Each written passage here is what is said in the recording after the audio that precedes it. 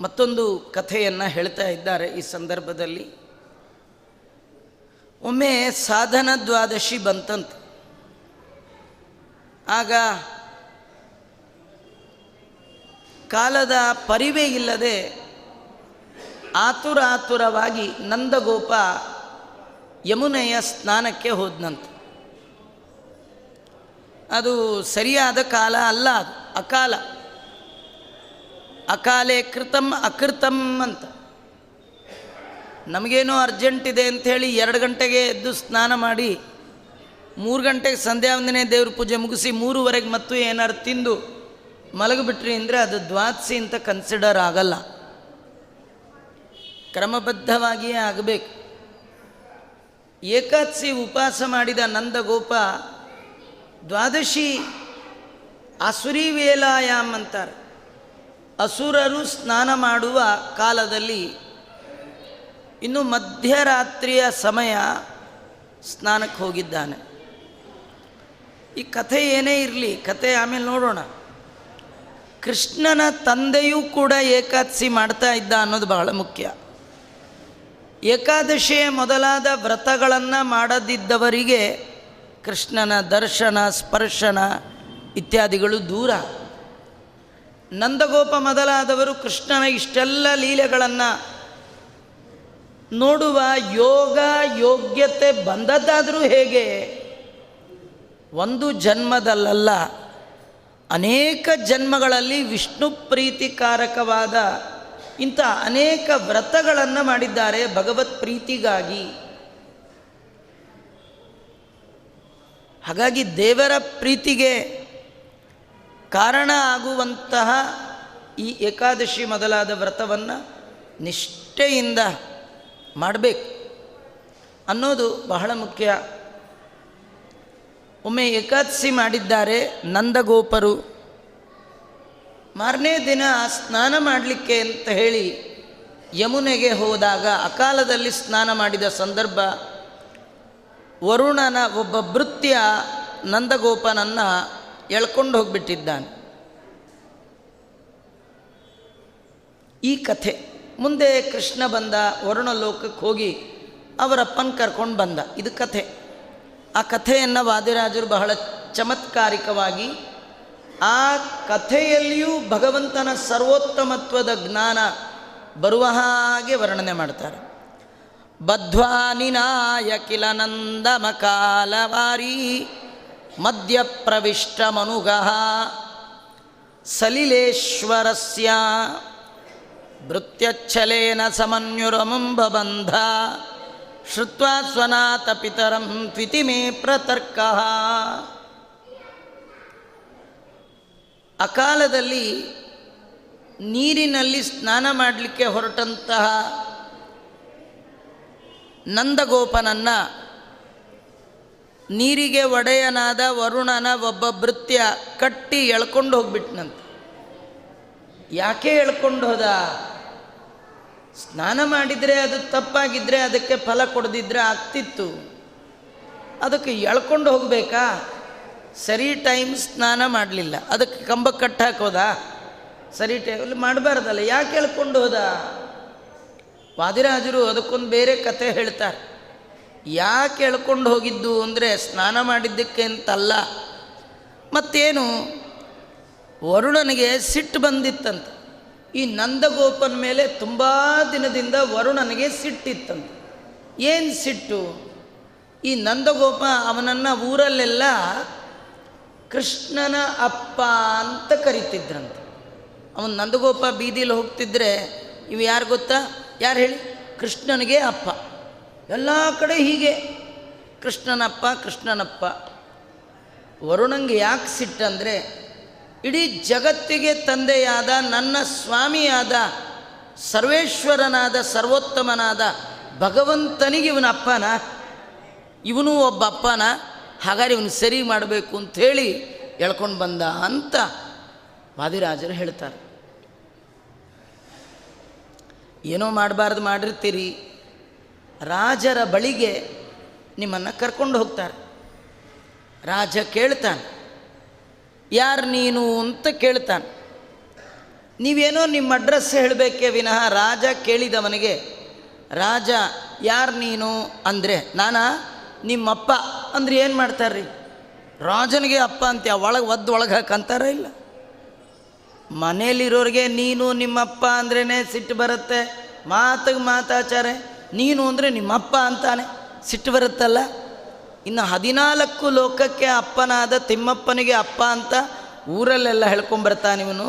ಭಾಳ ಹೇಳ್ಕೊಂಬನ್ನಿ, ಕಟ್ಟು ಹೇಳ್ಕೊಂಬನ್ನಿ ಅಂಥೇಳಿ, ಇದಂಗೆ ನಂಗೆ ಕೇಳೋಕ್ಕೂ ಸಾಧ್ಯ ಇಲ್ಲ ಅಂಥೇಳಿ ತನ್ನ ಭೃತ್ಯನನ್ನು ಕಳಿಸಿ ವರುಣ ಹೇಳ್ಕೊಂಡು ಬಂದುಬಿಟ್ಟಿದ್ದ. ಕಡೆಗೆ ಈ ಸ್ನಾನಕ್ಕೆ ಹೋದ ನಂದಗೋಪ ಬರಲೇ ಇಲ್ಲ ಮನೆಗೆ. ಯಶೋದೆ ಎಷ್ಟೋ ಹೊತ್ತಾಯಿತು, ಕೃಷ್ಣ ಊಟಕ್ಕೆ ಬಂದ, ಕೃಷ್ಣನಪ್ಪ ಇಲ್ಲ. ಕೃಷ್ಣನಿಗೆ ಅವರಮ್ಮ ಹೇಳಿದ್ಲು, ನಿಮ್ಮಪ್ಪ ಬೆಳಗ್ಗೆ ಸ್ನಾನಕ್ಕೆ ಹೋದವ್ರು ಇನ್ನೂ ಬರಲೇ ಇಲ್ಲಪ್ಪ, ಕರ್ಕೊಂಡು ಬಾ ಅಂತ. ಕೃಷ್ಣ ಅಪ್ಪನ ಹುಡುಕೊಂಡು ಗೊತ್ತಿಲ್ಲ ಅವನಿಗೆ, ಸರ್ವಜ್ಞ. ಆದರೆ ನಾಟಕ ಆಡೋರಲ್ಲಿ ನಂಬರ್ 1 ಅವನು. ಏನೂ ಗೊತ್ತಿಲ್ಲ ಥರ ಇರ್ತಾನೆ, ಹಾಗಿರ್ಬೇಕಂತೆ. ನಮಗೆ ನಿಜವಾಗಿಯೂ ಏನೂ ಗೊತ್ತಿರಲ್ಲ, ಆದರೂ ಎಲ್ಲ ಗೊತ್ತಿರೋರ ಥರ ನಾಟಕ ನಮ್ಮದು. ಎಲ್ಲ ಗೊತ್ತಿರೋ ಅವನು ಏನೂ ಗೊತ್ತಿಲ್ಲದೆ ಇದ್ದೊಂಥರ ನಾಟಕ. ಕೃಷ್ಣ ಏನೂ ಗೊತ್ತಿಲ್ವೇನೋ ಅನ್ನೋ ಹಾಗೆ ಯಮುನಾ ನದಿಗೆ ಬಂದ. ಅಲ್ಲಪ್ಪ ಇಲ್ಲ. ಅವ್ರನ್ನ ಕೇಳ್ದ, ಇವ್ರನ್ನ ಕೇಳ್ದ. ಯಾರೋ ಅಂದರು, ನಿಮ್ಮಪ್ಪ ಮುಳುಗಿದ್ದು ನೋಡಿದ್ವಿ, ಹೇಳಿದ್ದು ನೋಡಲೇ ಇಲ್ಲ ಅಂದರು. ಅಂದರೆ ಗೋವಿಂದ ಅಂತಲೇ ಅರ್ಥ. ಈ ಗೋವಿಂದ ವಿಚಾರ ಮಾಡ್ದ, ನಮ್ಮಪ್ಪ ಎಲ್ಲಿ ಹೋದ ಅಂತ ತಾನು ಮುಳುಗ್ದ. ಅವನಿಗೆ ಗೊತ್ತಿತ್ತು ಸೀದಾ ವರುಣ ಲೋಕಕ್ಕೆ ಹೋಗಿದ್ದಾನೆ. ಇವನು ಬರ್ತಾನೆ ಅಂತ ವರುಣಂಗೂ ಗೊತ್ತಾಯಿತು, ಭಗವಂತ ಬರ್ತಾನೆ ಅಂಥೇಳಿ ತನ್ನ ಎಲ್ಲ ಹೆಂಡತಿಯರಾದ ನದ್ಯಭಿಮಾನಿ ದೇವತೆಗಳ ಜೊತೆಗೂಡಿ ಪೂರ್ಣ ಕುಂಭ ಇಟ್ಕೊಂಡು ಕೃಷ್ಣನ ಸ್ವಾಗತಕ್ಕಾಗಿ ಕಾದಿದ್ದಾನೆ. ನಂದಗೋಪನಿಗೆ ಆಶ್ಚರ್ಯ ಆಗ್ತಾ ಇದೆ. ಕೃಷ್ಣ ಬಂದದ್ದು ಕೃಷ್ಣನ ಪಾದಾರವಿಂದಕ್ಕೆ ತಲೆ ಇಟ್ಟು ಸಾಷ್ಟಾಂಗ ನಮಸ್ಕಾರ ಮಾಡಿದ ಸಮುದ್ರದ ಒಡೆಯನಾದ ಜಲಾಧಿಪತಿಯಾದ ಪಶ್ಚಿಮ ದಿಕ್ಪತಿಯಾದ ವರುಣ ಸಾಷ್ಟಾಂಗ ನಮಸ್ಕಾರ ಮಾಡಿದ್ದಾನೆ. ದಿಕ್ಪಾಲಕರಲ್ಲಿ ಒಬ್ಬನಾದ ವರುಣ ನಮಸ್ಕಾರ ಮಾಡಿದ್ದು ನೋಡಿ ನಂದಗೋಪನಿಗೆ ಆಶ್ಚರ್ಯ. ಯಾರನ್ನ ನಾನು ನನ್ನ ಮಗ ಅಂತ ತಿಳಿದಿದ್ದೆ, ಇವನು ನನ್ನ ಮಗ ಅಲ್ಲ. ಸುತೋ ನಮೇಯಂ ಹರಿರೇವ ಸಾಕ್ಷಾತ್. ಇದು ಭಗವಂತ. ಅವನಿಗೆ ಮೊದಲಿಂದ ಒಂದು ಜಿಜ್ಞಾಸ ಇತ್ತು ನಂದಗೋಪನಿಗೆ. ಮನೆಯಲ್ಲಿ ಏನೇ ನಡೆದರೂ ಕೃಷ್ಣ ಪೂತನಿಯನ್ನು ಕೊಂದ. ದೊಡ್ಡ ಪೂತನಿ ಮನೆ ತುಂಬ ಹರಡಿ ಬಿದ್ಲು. ಅವಳು ಬರುವಾಗ ಚೆನ್ನಾಗೇ ಬಂದಿದ್ಲು.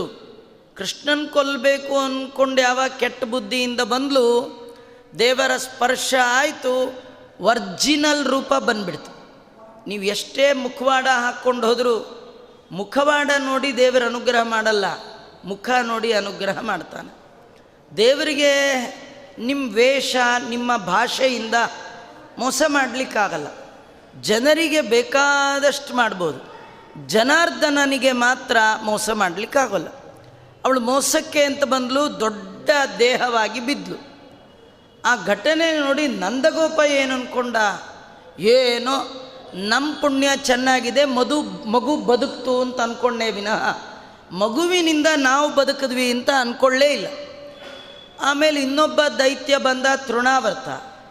ಗಾಳಿಲಿ ಮಗುನ ಎತ್ಕೊಂಡು ಹೋಗ್ಬಿಟ್ಟ.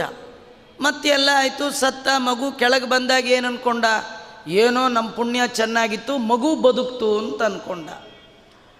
ಏನು ಘಟನೆ ನಡೆದರೂ ಅದರ ಹಿನ್ನೆಲೆಯಲ್ಲಿ ತಿಳಿಬೇಕಾದ ದೇವರ ತಿಳಿಯಾದ ತಿಳುವಳಿಕೆ ತಿಳಿಲೇ ಇಲ್ಲ. ಅದನ್ನು ತಿಳಿಸ್ಲಿಕ್ಕೆ ವರುಣ ಎಳ್ಕೊಂಡು ಬಂದಿದ್ದಾನೆ. ಇವನಂದರೆ ಏನು ಅಂದ್ಕೊಂಡಿದೀಯಾ? ಬ್ರಹ್ಮಾದಿ ದೇವತೆಗಳಿಂದ ವಂದ್ಯನಾದವ, ಜನರೊಳಗಿದ್ದು ಜನಿಸುವ ಜಗದುದರ ತಾನು. ಜನರ ಮಧ್ಯೆ ಇದ್ದಾನೆ, ಜನರ ಥರ ಇದ್ದಾನೆ, ಜನರಂತೆ ಜನಿಸ್ತಾನೆ, ಜನರಂತೆ ನಟನೆ ಮಾಡ್ತಾನೆ. ಆದರೆ ಇವನು ಜನ ಅಲ್ಲ, ಜನಾರ್ದನ. ಅದು ತಿಳ್ಕೊ. ತಿಳಿಸ್ಲಿಕ್ಕೋಸ್ಕರ ವರುಣ ಎಳ್ಕೊಂಡು ಬಂದುಬಿಟ್ಟಿದ್ದಾನೆ. ಕೃಷ್ಣೋಪಿ ವೀಕ್ಷ್ಯ ದೃಢಭಕ್ತಿಮಿವ ಪ್ರತುಷ್ಟ ಕೃತ್ಯಚ್ಛಲೇನ ನಿಜ ದರ್ಶನಮೇವ ದಿತ್ಸನ್ ಗತ್ವಾಂಬುರಾಶಿ ನಿಲಯಂ ಜನಕೇನ ಸಾಕಂ ಅಭ್ಯರ್ಚಿತಃ ಸ್ವಭವನಂ ಪುನರಾಜಗಾಮ ಕೃಷ್ಣೋಪಿ ವೀಕ್ಷ್ಯ. ಕೃಷ್ಣಂಗೆ ಗೊತ್ತಾಯಿತು ನಮ್ಮಪ್ಪ ಮುಳುಗಿದವನ ಮೇಲೆ ಏಳಲಿಲ್ಲ ಅಂತಂದರೆ ಅದರ ಹಿನ್ನೆಲೆಯಲ್ಲಿ ಕೃಷ್ಣನಿಗೆ ಗೊತ್ತಾಗಿದೆ ವರುಣನ ದೃಢ ಭಕ್ತಿ. ಅಲ್ಲ, ಅಪ್ಪನ ಹಿಡ್ಕೊಂಡು ಹೋದರೆ ಇದು ಭಾರೀ ಭಕ್ತಿ ಅಂತ ಕೃಷ್ಣ ತಿಳ್ಕೊಳ್ಳೋದ ಏನರ್ಥ? ಮನೆಗೆ ಹೋದಾಗ ನಿಮ್ಮನ್ನು ನೋಡಿ ನಿಮ್ಮ ತಂದೆನ ಪೊಲೀಸ್ನವ್ರು ಹಿಡ್ಕೊಂಡು ಹೋದರು, ಓ ಭಾರೀ ಭಕ್ತಿ ಪೊಲೀಸ್ನವ್ರಿಗೆ ನನ್ನ ಮೇಲೆ, ಅಲ್ರಿ ಹಿಡ್ಕೊಂಡು ಹೋದರೆ ಭಕ್ತಿ ಅಂತಾರ. ಭಕ್ತಿ ಯಾಕೆ? ಕತೆ ಹೀಗಂತೆ, ಭಗವಂತ ಯಾರ ಕಣ್ಣಿಗೂ ಬೇಕಂದಾಗೆಲ್ಲ ಕಾಣಲ್ಲ. ಬ್ರಹ್ಮಾದಿಗಳ ಮನದಲ್ಲಿ ತೋರಿ ತೋರದೆಲೆ ಇಪ್ಪ ಜಗನ್ನಾಥ ವಿಠ್ಠಲ. ದೇವರ ಸ್ವಭಾವ ಎಂಥದ್ದು ಅಂದರೆ ಎಲ್ಲ ಕಡೆ ಇದ್ದಾನೆ, ಕಾಣಲ್ಲ. ಕಾಣಲ್ಲ ಅಂದರೆ ಕಾಣುವ ಐಟಮ್ ದೇವರು ಅಲ್ಲ ಅಂತಲ್ಲ, ಕಾಣ್ತಾನೆ. ನಿಮಗಿಚ್ಛೆ ಬಂದರೆ ಅವನು ಕಾಣಲ್ಲ, ಅವನಿಗಿಚ್ಛೆ ಬಂದರೆ ಕಾಣ್ತಾನೆ, ಇಷ್ಟೇ ವ್ಯತ್ಯಾಸ. ಕಾಣಲ್ಲ ಅಂದರೆ ತುಂಬ ಜನ ಏನು ತಿಳ್ಕೊಂಡ್ರು, ದೇವರಂದ್ರೆ ಏನ್ರಿ ಗೊತ್ತಾ? ಕಾಣಲ್ಲ. ಕಾಣಲ್ಲ ಅಂದರೆ ಕಾಣಲ್ಲ. ಮಧ್ವಾಚಾರ್ಯ ಹೇಳ್ತಾರೆ, ಕಾಣಲ್ಲ ಅಂದರೆ ನೀವು ಕಾಣಬೇಕು ಅಂದುಕೊಂಡಾಗೆಲ್ಲ ಅವನು ಕಾಣಲ್ಲ, ಅವನಿಗೆ ಇಚ್ಛೆ ಬಂದರೆ ಯಾವಾಗ ಬೇಕಾದ್ರೂ ಕಾಣ್ತಾನೆ, ಇಷ್ಟೇ ವ್ಯತ್ಯಾಸ. ನಮಗಿಚ್ಛೆ ಬಂದರೆ ದೇವರು ನೋಡಲಿಕ್ಕಾಗಲ್ಲ, ಅಷ್ಟೇ ಅಲ್ಲ, ಬ್ರಹ್ಮದೇವರು ಬಯಸಿದ್ರೂ ನೋಡೋಕ್ಕಾಗಲ್ಲ. ಬ್ರಹ್ಮದೇವರಿಗೆ ಭಗವಂತ ತನ್ನ ರೂಪವನ್ನು ಅವನಿಗೆ ತೋರಿಸಬೇಕು ಅಂತ ಅವನ ಇಚ್ಛೆಗೆ ಬಂದಾಗ ಮಾತ್ರ ಬ್ರಹ್ಮದೇವರಿಗೆ ದರ್ಶನ. ಅಲ್ಲ, ಬ್ರಹ್ಮದೇವರದೇ ಹೀಗಾದ ಮೇಲೆ ನಿಮ್ಮ ಕತೆ. ದೇವರನ್ನು ನಾವು ನೋಡೋದಲ್ಲ, ದೇವರು ನಮ್ಮನ್ನು ನೋಡೋದು. ನಾವು ಎಷ್ಟೋ ಸತಿ ದೇವರು ನೋಡಬೇಕು ಅಂತ ಹೋಗ್ತೀವಿ, ಏನು ಪ್ರಯೋಜನ? ದೇವರು ನಮ್ಮನ್ನು ನೋಡಬೇಕು, ಅವನ ಇಚ್ಛೆಗೆ ಬಂದಾಗ ಮಾತ್ರ ಅವನ ದರ್ಶನ ನಮಗೆ. ಏಮೈಷ ವೃಣತೆ ತೇನ ಲಭ್ಯ. ಹಾಗಾಗಿ ವರುಣನಿಗೆ ಈ ಕೃಷ್ಣನ ನೋಡಬೇಕು ಅಂತ ತುಂಬ ಆಸೆ. ಎಷ್ಟೋ ಸತಿ ಕೇಳ್ಕೊಂಡಂತ, ಒಂದು ನಿಮಿಷ ಪಾದಪೂಜೆಗೆ ಬಂದು ಹೋಗು ಕೃಷ್ಣ. ಕೃಷ್ಣ ಹೇಳ್ದ, ನನ್ನ ಈ ಅವತಾರದಲ್ಲಿ ನಂದು ಬ್ಯುಸಿ ಶೆಡ್ಯೂಲ್. ಕೃಷ್ಣ ಪೂಜೆ ಮಾಡುವ ಸ್ವಾಮಿಗಳದೇ ಬ್ಯುಸಿ ಶೆಡ್ಯೂಲ್ ಇರುವಾಗ ಪೂಜೆ ಮಾಡಿಸ್ಕೊಳ್ಳೋ ಕೃಷ್ಣಂದು ಎಷ್ಟು ಬ್ಯುಸಿ ಶೆಡ್ಯೂಲ್ ಇರುತ್ತೆ ನೋಡಿ. ದೇವರು ಅವನು ಯಾವಾಗ ಅವತಾರ ಮಾಡಿದಾಗಿನಿಂದ ಹಿಡಿದು ಪರಂಧಾಮಕ್ಕೆ ಹೋಗುವ ತನಕ ಪುರುಷೋತ್ತ ಕೃಷ್ಣ ಇದ್ದ ಕಥೆಯೇ ಇಲ್ಲ. ಏನೋ ಒಂದು ಪ್ರೋಗ್ರಾಮ್ ಫಿಕ್ಸ್. ಸುಮ್ಮನೆ ನಿಮಗೆ ಉದಾಹರಣೆ ಹೇಳ್ತೇನೆ. ಸಣ್ಣ ಪುಟ್ಟ ಮಂತ್ರಿ ಆದ್ರೇ, ಸಣ್ಣ ಪುಟ್ಟ MP MLA 5 ವರ್ಷಕ್ಕಾದ್ರೇ ಪುರುಸೊಲ್ತಿಲ್ದಷ್ಟು ಪ್ರೋಗ್ರಾಮ್ ಬೆಳಗ್ಗೆಯಿಂದ ಸಾಯಂಕಾಲದವರೆಗೂ ಹಾಕ್ಕೊಂಡ್ಬಿಟ್ಟಿರ್ತೀರಿ. 14 ಲೋಕಕ್ಕೆ ಎಲೆಕ್ಷನ್ನೇ ಇಲ್ಲದ ಒಬ್ಬನೇ ಒಬ್ಬ ರಾಜಾದಿರಾಜನಾದ ಭಗವಂತ ಭೂಲೋಕಕ್ಕೆ ಬಂದರೆ ಅವನ ಪ್ರೋಗ್ರಾಮ್ ಎಷ್ಟಿರಬೇಡ. ದೇವರಂದ, ನಿನಗೆ ಟೈಮ್ ಕೊಡಲಿಕ್ಕೆ ನನ್ನ ಹತ್ರ ಈಗಿಲ್ಲ, ಆಗಲ್ಲ ಅಂದ. ವರುಣ ನೋಡ್ದ, ಏನು ಮಾಡಿದ್ರೆ ಈ ಕೃಷ್ಣನ ಕರಿಬಹುದು, ನಾ ಕರೆದ್ರೆ ಬರ್ತಿಲ್ಲ. ಒಂದು ಕೆಲಸ ಮಾಡೋಣ, ಅವರಪ್ಪನ ಹಿಡ್ಕೊಂಬಂದ್ರೆ ಅವನು ಬಂದೇ ಬರ್ತಾನೆ ಅಂತೇಳಿ ಅವನ್ನ ಹಿಡ್ಕೊಂಡು ಬಂದಂತೆ. ಹಸುನ ಹಿಡ್ಕೊಂಡು ಹೋದರೆ ಕರುನ ಹಿಡ್ಕೊಂಡು ಹೋಗ್ಬೇಕಾದ್ದೇ ಇಲ್ಲ, ಕರು ಹಿಂದಿಂದೆ ಬರುತ್ತೆ. ಹಾಗಾದರೆ ಇದು ಅರ್ಥ ಏನಂದರೆ, ಭಗವಂತ ನಿಮ್ಮ ಮನೆಗೂ ಬರಬೇಕಾ? ನೀವು ಕರಿತಾ ಕೂತ್ಕೋಬೇಡಿ, ಅವನು ಬರಲ್ಲ. ಬಾರೋ ಮನೆಗೆ ಗೋವಿಂದ ಅಂತ ಕರೆದ್ರಿ, ಟೈಮ್ ಇಲ್ಲ ಅಂತ. ನೀವೇನು ಮಾಡಬೇಕು? ಅವನ ಭಕ್ತರನ್ನು ಕಟ್ಟಿ ಹಾಕಬೇಕು ಮನೆಯೊಳಗೆ. ಆಗಿಂದಾಗ ಮೇಲಿಂದ ಮೇಲೆ ಭಗವಂತನ ಭಕ್ತರು ಅತಿಥಿಗಳಾಗಿ ಅಭ್ಯಾಗತರಾಗಿ ನಿಮ್ಮನೆಗೆ ಬಂದರೆ, ಈ ಊರಿಗೆ ಬಂದರೆ ನಿಮ್ಮನೆಗೆ ಬರಬೇಕು ಅಂತ ಅನಿಸತ್ತೆ ಅನ್ನುವ ಹಾಗೆ ನಿಮ್ಮ ನಡೆ ನುಡಿ ಇದ್ದರೆ, ನಿಮ್ಮ ಬಿಹೇವಿಯರ್ ಇದ್ದರೆ, ಆ ಮನೆಗೆ, ಆ ಮನಕ್ಕೆ ಮುಕುಂದ ಮಾಧವ ಬಂದೇ ಬರ್ತಾನೆ.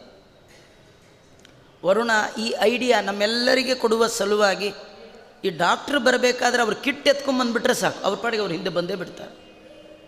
ಹಾಗೆ ಭಗವಂತ ಬರಬೇಕು ಅಂತಾದರೆ ಭಗವಂತನ ಭಕ್ತರನ್ನು, ಯಾರ ಭಕ್ತರು? ಭಗವಂತನ ಭಕ್ತರು ಯಾರು? ನಿಮ್ಮ ಮನೆಗೆ ನೀವು ಯಾರನ್ನು ಕರ್ಕೊಂಡು ಹೋಗ್ಬೇಕು ಗೊತ್ತಾ? ಯಾರೋ ಸಣ್ಣ ಪುಟ್ಟ ಭಕ್ತರು ಕರ್ಕೊಂಡು ಹೋದ್ರೆ ಆಗಲ್ಲ ರೀ. ದೊಡ್ಡ ಭಕ್ತರು ಭಗವಂತ ಖಂಡಿತವಾಗಿ ಬರ್ತಾನೆ, ಅವ್ರನ್ನ ಹಿಡ್ಕೊಂಡು ಹೋಗ್ಬಿಟ್ರೆ. ಯಾರವರಂದರೆ ಮಧ್ವಾಚಾರ್ಯರು, ಭೀಮಸೇನ ದೇವರು, ವಾಯುದೇವರು. ವಾಯುದೇವರನ್ನು ಹನುಮ ನಮ್ಮ ತಾಯಿ ತಂದೆ, ಭೀಮ ನಮ್ಮ ಬಂಧು ಬಳಗ, ಆನಂದ ತೀರ್ಥರೇ ನಮಗೆ ಗತಿ. ಗತಿ ಅಂದರೆ ಗತ್ಯರ್ಥಕ, ಅದು ಜ್ಞಾನಾರ್ಥಕ. ಅವರೇ ನಮಗೆ ಜ್ಞಾನಪ್ರದರು ಅಂತ ನಂಬಿದೆ ನಿನ್ನ ಪಾದ ಗುರು ಮುಖ್ಯ ಪ್ರಾಣ.